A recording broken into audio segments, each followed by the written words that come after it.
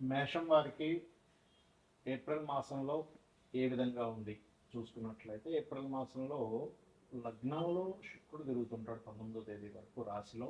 దాని తర్వాత శుక్రుడు 19వ తేదీ నుంచి 2వ స్థానంలోకి వెళ్ళడం, 3లో గురువు, 4లో 5లో కేతువు, మరియు అదేవిధంగా 12వ స్థానంలో శని మరియు కుజుడు కలిసి ఉంటున్నాడు 2వ తేదీ నుంచి.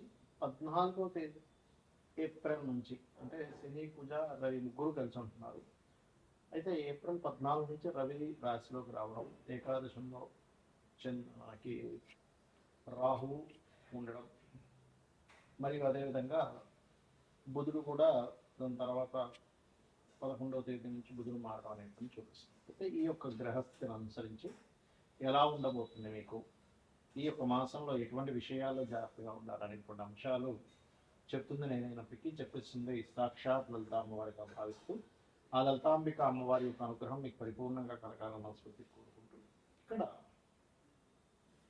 ఎప్పుడైతే 12వ స్థానంలో మీకు ప్రస్తుతం ఏలినాడు శని నడుస్తుంది, అయితే ఏలినాడు శని ఉన్న ప్రదేశంలో 12లో రవి కూడా వచ్చినందుకు ఏలినాడు శని కంట్రోల్ అవుతుంది చెప్పాలంటే. అంటే ఇంతకుముందు గతంలో ఏవైతే ఇన్వెస్ట్మెంట్స్ నుంచి ఏవైతే ఆగిపోయాయో అవి కొంచెం క్లియర్ అవ్వడం, కాకపోతే ఇక్కడ ఖర్చులు మాత్రం మీకు పెరుగుతూనే ఉంటాయి. ఎందుకంటే అనవసరమైన ఖర్చులు బికాజ్ ఆఫ్ ఇక్కడ కుజుడు కూడా వచ్చేస్తున్నారు. కాకపోతే కుజుడు రవి ఇద్దరు వచ్చినందుకు శని ఎక్కువగా కంట్రోల్ చేస్తారు. దానివల్ల ఏంటంటే గతంలో చేసిన ఇన్వెస్ట్మెంట్స్ ఏవైతే బ్లాక్ అయిపోయి ఉన్నాయో అవి కాస్త ముందుకు కలుగుతాయి. విదేశీ సంబంధించినటువంటి ధనయోగం కూడా పెరుగుతుంది. లగ్నంలో శుక్రుడు ఉన్నందుకు సప్తమాధిపతి రాశిలో ఉన్నాడు అండ్ ధనాధిపతి రాశిలో ఉన్నాడు. అదేవిధంగా కొంతవరకు వివాహ సంబంధించిన విషయాలు కూడా కొంచెం కుదరడానికి లగ్నంలో ఉండేటువంటి శుక్రుడు సప్తమ స్థానాన్ని వీక్షిస్తారు కాబట్టి ఈ యొక్క యోగాన్ని కలిగిస్తాడు. అయితే మీరు పంచమ స్థానంలో కేతు ఉన్నాడు కాబట్టి మీరు ఏదైనా ఒక నిర్ణయం తీసుకునేటప్పుడు, ఏదైనా ఒక విషయం పట్ల మీరు కొన్ని జాగ్రత్తలు తీసుకునేటువంటి అంశాల్లో కొంచెం జాగ్రత్తగా ఉండాలి. ఎందుకంటే నిర్ణయాల ప్రదేశంలో కేతు ఉన్నాడు. అందులో ముఖ్యంగా ఐవీఎఫ్లు ఐవీఎల్ చేయించుకునేవారు, రాజకీయ నాయకులు ఏదైనా ఒక డెసిషన్ తీసుకునేటప్పుడు చాలా జాగ్రత్తగా ఉండాలి. వివాహ సంబంధాలు అయితే 19వ తేదీ లోపల పూర్తయిపోయిన ఛాన్సులు ఎక్కువ కనిపిస్తున్నాయి. 14 నుంచి మీకు ఎవరైతే సంతానం కోసం ప్రయత్నం చేసేటువంటి వారందరికీ బాగుంటుంది. ఆన్లైన్లో చేసే వ్యాపారాలకు చాలా బాగుంటుంది. కాకపోతే ఉన్న ప్రదేశం నుంచి ఇతర ప్రదేశాలకు వెళ్ళవలసిన పరిస్థితి ఉంది కెరీర్ పరంగా చూసుకుంటే. కాకపోతే కెరీర్లో కాస్త కాంపిటీషన్, శత్రువులు కాస్త పెరుగుతూ ఉంటారు. దీనికి మీరు నవగ్రహాల్లో ముఖ్యంగా శని, కుజ, రాహువు, రవి ఈ గ్రహాల దగ్గర దీపారాధన చేయండి. ఓం మాణిక్య ముఖటాకార జానద్వై విరాజితాయ అనే మంత్రం చేయండి అనేది బాగుంటుంది. మరి ఈ మనం చూస్తూ ఉన్నాం గతంలో ఒక 5-6 నెలల క్రితమే ఈ వార్ రిలేటెడ్, పోయిన సంవత్సరమే చెప్పుకున్నాం ఈ వార్ రిలేటెడ్ సంబంధించినవి పెరుగుతూ ఉంటాయని. చాలామంది అడుగుతుంది ఏంటంటే ఈ వార్ రిలేటెడ్ సంబంధించిన వాటి మూలంగా ఫ్యూచర్లో ఇంకా ఎలా అవ్వనుంది అని చాలామంది నాకు ఫోన్ చేసి అడుగుతూ ఉన్నారు. ఎందుకంటే గతంలో మనం ప్రిడిక్ట్ చేశాం కాబట్టి దాని గురించి చాలామంది అడగడం జరుగుతుంది. ఏమండి ఈ వారు 10-15 రోజులు ఆగిపోతుందా, లేకపోతే నెలల తరబడి వెళ్తుందా అనేటువంటిది. కాకపోతే ఇక్కడ విషయం ఏంటంటే ఇది ఇంత తొందరగా ఆగదు. కారణం ఏమిటి, దీనికి శాస్త్రంలో ఏమైనా పర్టికులర్గా కొన్ని ఉన్నాయా అంటే ఖచ్చితంగా సూత్రాలు ఉన్నాయి శాస్త్రంలో. మనం గతంలో కూడా చెప్పుకున్నాం, గురువు 3 రాసులు మారాడు పోయిన సంవత్సరం కూడా, ఈ సంవత్సరం కూడా మారుతున్నాడు అని. ఏ రాసులు మారాడు పోయిన సంవత్సరం అంటే వృషభంలోని, మిథునంలోని, కర్కాటకంలోకి మారాడు.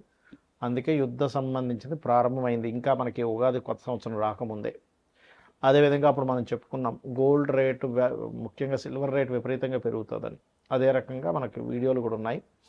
అండ్ పీఠాధిపతులు గొడవలు పెట్టుకోవడం ఇవన్నీ కారణం అదే. అయితే ఈ సంవత్సరం కూడా కర్కాటకంలో మనకి మిథునంలో ఉండేటువంటి గురువు కర్కాటకంలోకి, సింహంలోకి మారుతున్నాడు. గతంలో ఏం జరిగింది, వృషభంలో ఉండే గురువు మిథునంలోకి వచ్చి కర్కాటకంలోకి వచ్చి మళ్ళీ వెనక్కి వచ్చాడు. సో ఎప్పుడైనా సరే 3 రాసులు మారేటప్పుడు అది జన నష్టాన్ని, అందులో ముఖ్యంగా యుద్ధపరంగా విపరీతమైనటువంటి జన నష్టాన్ని కలిగిస్తుంది. కాబట్టి ఇండియాలో ఉండేటువంటి వారికి పెద్ద నష్టమేమీ ఉండదు, కానీ విదేశాల్లో ఉండేటువంటి వారికి మాత్రం కాస్త ఎక్కువ నష్టం ఉంటుంది. కాబట్టి ఇండియన్స్ ఎవరైనా విదేశాల్లో ఉన్నట్లయితే వారు కాస్త వీలైనంత మట్టుకు అక్కడ సేఫ్ జోన్స్లో ఉండడం మంచిది.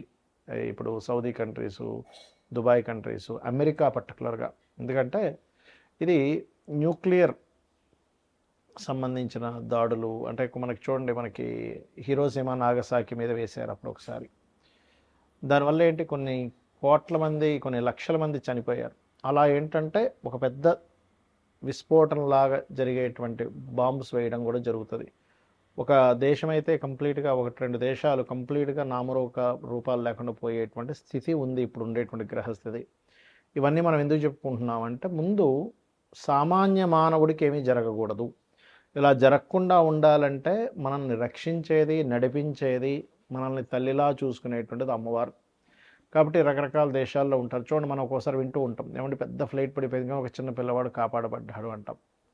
ఒక్కోసారి చాలా పెద్ద షిప్ మునిగిపోయిందండి కానీ కొంతమంది ఎందుకు బయటపడ్డారంటే, ఎలా బయటపడ్డారంటే అదే మిరాకిల్.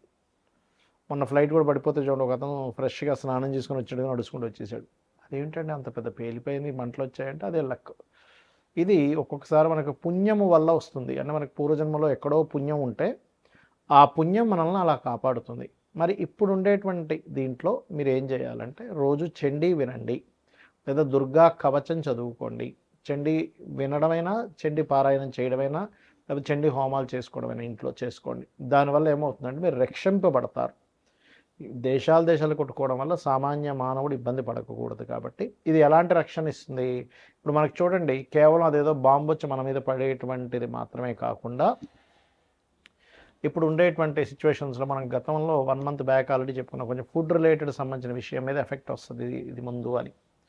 అదే రకంగా చూసుకుంటే గ్యాస్ సరిగ్గా అందకపోవడం, ఇప్పుడు నార్మల్గా ఎవరైతే వీళ్ళు కమర్షియల్ కాకుండా నాన్ కమర్షియల్ వాళ్ళకి వచ్చేస్తున్నాయి గ్యాసెస్, కానీ కమర్షియల్ వాళ్ళకి రావట్లే. తద్వారా హాస్టల్స్లో ఉండేటువంటి వారు, లేకపోతే హోటల్స్లో తినేటువంటి వారు, ప్రత్యేకంగా వాళ్ళు వండుకోరు, హోటల్నే ఆధారపడి ఉంటారు. అలాంటి వారికి ఇబ్బంది అనేటువంటిది స్లోగా ప్రారంభమైంది. తద్వారా మనకి వండుకునే స్థితి, పరాభావనామ సంవత్సరం, పరావాసు నామ సంవత్సరం, రెండు పేర్లు దీనికి. పరాభావము అంటే పరాభవం చెందడం, కొన్ని దేశాలు యుద్ధంలో ఓడిపోవడం జరుగుతుంటుంది. పరావసు వల్ల ఏమిటి అంటే, మనం పూర్వంలో ఎటువంటివైతే పద్ధతులు పాటించామో అటువంటివన్నీ కూడా వస్తూ ఉంటాయి. అంటే పూర్వపు పద్ధతులు రావడము, కొన్ని దేశాలు ఓడిపోవడము, కొన్ని దేశాలు ఇబ్బంది పడ్డం అనేటువంటిది ఉంది ఈ సంవత్సరము. దాంతోపాటు ఎప్పుడూ కనీవిని ఎరుగనట్టుగా 3 సార్లు మనకి పంచగ్రహ కూటమి కూడా వచ్చింది. అది కూడా మనం చెప్పుకున్నాం లాస్ట్ టైం. కాబట్టి నేను అనేది ఒకటే గుర్తుపెట్టుకోండి.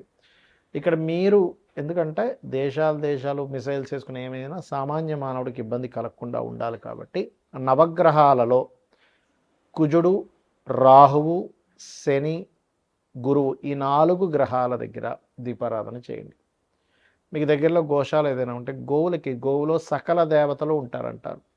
కాబట్టి ఆ సకల దేవతల యొక్క ప్రభావం నీకు పాజిటివ్గా, వాళ్ళ యొక్క అనుగ్రహం కావాలి. కాబట్టి గోవులకి బెల్లము, అరటికాయలు, క్యారెట్స్, గ్రాసము, వీలైతే ఇవి తినిపించండి సరిపోతుంది. గ్రాసం కూడా తినిపించవచ్చు, రైట్, గోధుమ రవ్వ కూడా తినిపించవచ్చు. ఇవి చేయండి. ఇక్కడ మరొక విషయం ఏంటంటే, మనం రాశి ఫలాలు చెప్పుకుంటున్నాం కదా, దీనికంటే ప్రధానంగా మీ పర్సనల్ చార్ట్ చూసుకోవాలి. అంటే మీ పర్సనల్ చార్ట్లో లగ్నం ఎలా ఉంది, లగ్నం వల్లే మీరు ఎంత ఎదగలేకపోతున్నారు, ఎందుకు ఇబ్బంది పడుతున్నారో తెలుస్తుంది. ధనస్థానాన్ని చూసుకుంటే మీ పర్సనల్ చార్ట్లో మీకు ధనము ఏ దేవతను ఆరాధించడం ద్వారా ధనం వస్తుంది, ఏ మార్గంలో వెళ్ళడం ద్వారా మీరు ఫైనాన్షియల్గా బాగా గ్రో అవుతారు, ఎప్పుడు ఎవరికి ధనం ఇవ్వచ్చు, ధనం విషయంలో ఎప్పుడు డేరింగ్ చేయొచ్చు, ఎప్పుడు జాగ్రత్తగా ఉంచుకోవాలి, ఎప్పుడు కొరత వస్తుంది అనే విషయం క్లారిటీ వస్తుంది. అదేవిధంగా అన్నదమ్ముల విషయం కావచ్చు, చదువు విషయం కావచ్చు, సంతానం విషయం కావచ్చు, వివాహం ఎప్పుడు చేసుకోవాలి, ఎప్పుడు చేసుకోకూడదు అనేటువంటిది, కెరియర్ పరంగా ఎటువంటి కెరియర్లో మీరు సెట్ అవుతారు, వ్యాపారాలు మీకు కలిసి వస్తాయా లేదా, విదేశాలకు వెళ్ళాలా, ఇక్కడే ఉండాలి, ఇలాంటి అనేకమైనటువంటి అంశాలు మీ పర్సనల్ చార్ట్లో ఉంటాయి. సరే, మీ పర్సనల్ చార్ట్ తెలియదు, అలాంటప్పుడు నిత్యము లలితా సహస్రనామాల యొక్క శ్రవణము, పఠనము చేయండి. ఖచ్చితంగా మీకు బాగుంటుంది. శ్రీమాత్రే నమః.